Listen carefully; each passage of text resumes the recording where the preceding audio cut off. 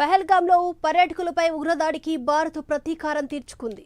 పాకిస్తాన్ భూభాగంలోని ఉగ్ర స్థావరాలపై మంగళవారం అర్ధరాత్రి మేరుపు దాడులు చేసింది. దీంతో దాయాది ఒక్కసారిగా ఉలిక్కిపడింది.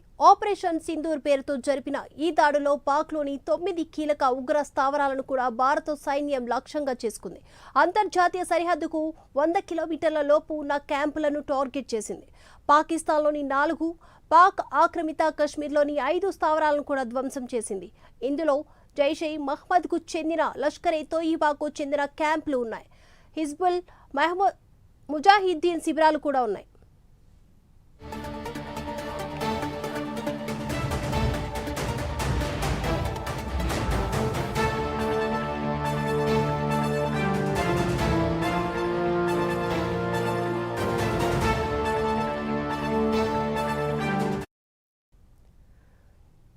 బహవల్పూర్లోని మర్కజ్ సుభాన్ స్థావరం సరిహద్దుకు 100 కిలోమీటర్ల దూరంలో ఉంది. ఇది జైషే మహ్మద్కు చెందిన ప్రధాన కార్యాలయం. మురిత్కేలోని మర్కజ్తో తోయిబా స్థావరం సరిహద్దుకు 30 కిలోమీటర్ల దూరంలో ఉంది. ఇది లష్కరే క్యాంప్ కార్యాలయంగా పనిచేస్తుంది. ఇక్కడే 21/11 ముంబై దాడులకు పాల్పడిన ఉగ్రవాదులు తలదాల్చుకున్నారు అని కూడా తెలుస్తుంది. సియాల్కోట్లోని మహ్మూన్ జోయా స్థావరం అంతర్జాతీయ సరిహద్దుకు 15 కిలోమీటర్ల దూరంలో ఉంది. హిజ్బుల్ ముజాహిద్దీన్ శిబిరం ఇది.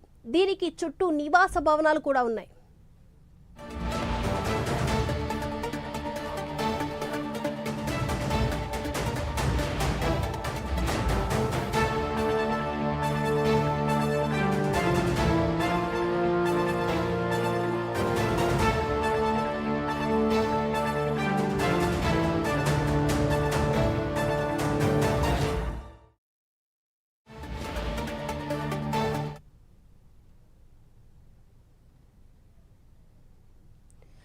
కోట్లీలోని మర్కజ్ అబ్బాస్ ఉగ్ర స్థావరం నియంత్రణ రేఖకు 35 కిలోమీటర్ల దూరంలో ఉంది. 2023 ఏప్రిల్ 20న పూంచ్లో జరిగిన దాడులకు జూన్ 24న బస్సులో ప్రయాణిస్తున్న అమాయక యాత్రికులపై దాడికి ఇక్కడ ఉన్న ఉగ్రవాదులే దాడులు చేశారు.